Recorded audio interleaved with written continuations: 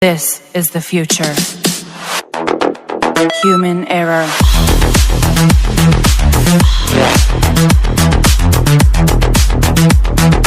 Evolution.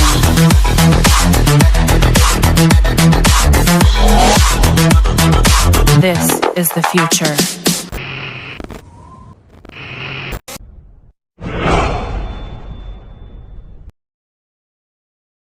Dix mois après les élections législatives du mois d'octobre dernier, l'impasse politique se poursuit en Irak et la situation ne s'améliore pas.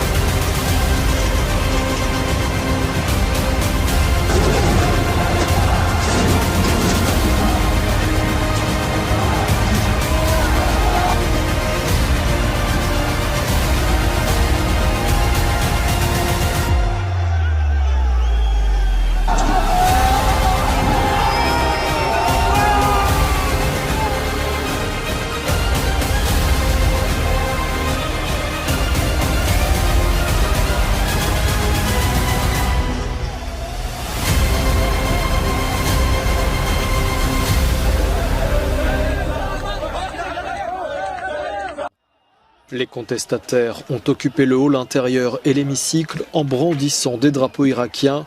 On rejette tout le processus politique, a notamment fustigé un manifestant présent dans l'enceinte.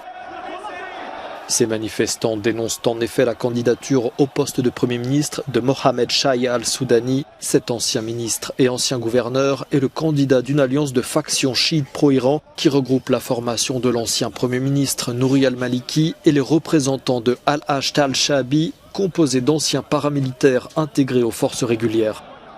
En Irak, les tractations pour former un nouveau gouvernement continuent donc de piétiner sur fond de marchandage en coulisses et de querelles virulentes entre les barons de la politique. La paralysie politique est totale puisqu'en plus de l'attente de la nomination d'un Premier ministre, l'Irak attend également celle d'un président de la République.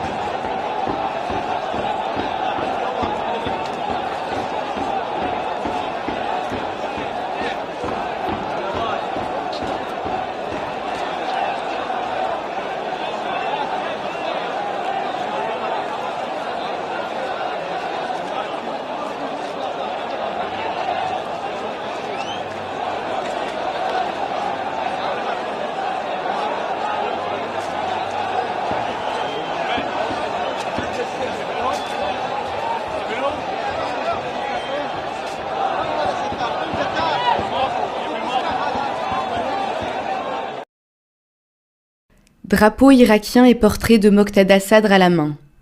Pour la deuxième fois en moins d'une semaine, des milliers de manifestants ont envahi le Parlement irakien. Partisans du leader politique et chef religieux Moqtada Sadr, ces Irakiens ont défilé dans les rues de la capitale pour finalement pénétrer la zone verte, quartier ultra sécurisé de Bagdad où siègent les institutions gouvernementales. Une occupation est alors annoncée jusqu'à nouvel ordre pour dénoncer la candidature au poste de Premier ministre de Mohamed Shia al-Soudani, récemment désigné par la coalition chiite pro-Iran qui domine le Parlement irakien. La corruption existe dans tous les départements de l'État. Elle est profondément enracinée dans toutes les institutions de l'État. Et les citoyens n'y sont pas du tout associés. Nous, nos familles, nos jeunes, nos aînés et nos enfants sommes venus au sit-in. J'ai quitté ma maison et ma famille et je suis venu ici pour demander que nos revendications soient prises en compte. Depuis les dernières élections législatives d'octobre 2021, le blocage politique est total en Irak. Le pays, aux institutions instables depuis la chute de Saddam Hussein en 2003, est privé de président et de premier ministre depuis plus de 10 mois. Une fragilité politique à l'origine de nombreuses tensions au sein de la population, partagée entre deux poids lourds de la scène politique chiite. D'une part, le populiste Moqtada al-Sadr, et de l'autre, Mohamed Shia al-Soudani, homme politique de 52 ans, et proche de l'ancien chef du gouvernement Nouri al-Maliki. Une rivalité que cherche à calmer le Premier ministre par intérim, Mustafa al-Kazimi. Les blocs politiques doivent s'asseoir et négocier, comprendre que pour le bien de l'Irak et du peuple irakien et la langue, de la trahison et de l'exclusion doit être évitée.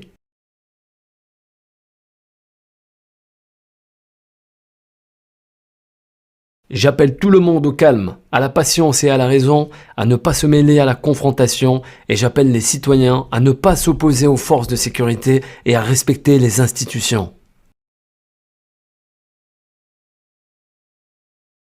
Selon le ministère de la Santé, au moins 100 manifestants et 25 membres des forces de sécurité ont été blessés en marge de ces contestations.